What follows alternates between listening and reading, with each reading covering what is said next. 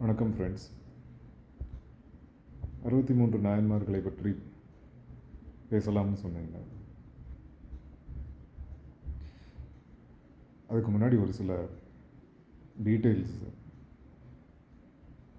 நமக்கு எப்படி 63 நாயன்மார்களை பற்றி நம்மளுக்கு எப்படி தெரிய வந்தது அப்படின்றத பற்றி ஒரு சில விளக்கம் சொல்லவிருக்கிறேன்.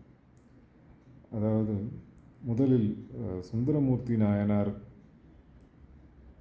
தான் முதல்ல 62 நாயன்மார்களை பற்றியும் பாடல் எழுதுகிறார். எல்லாரை பற்றியும் ஒவ்வொரு வரியில் ஒவ்வொரு நாயன்மாரை பற்றியும் ஒவ்வொரு வரியில் எழுதி அதை முடிக்கிறார்.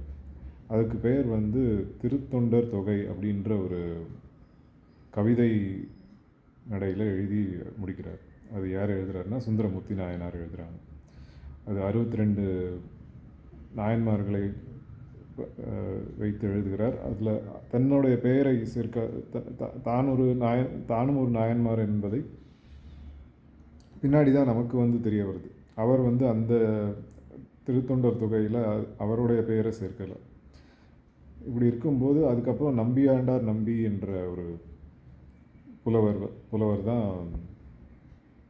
63 நாயன்மார்களை பற்றியும்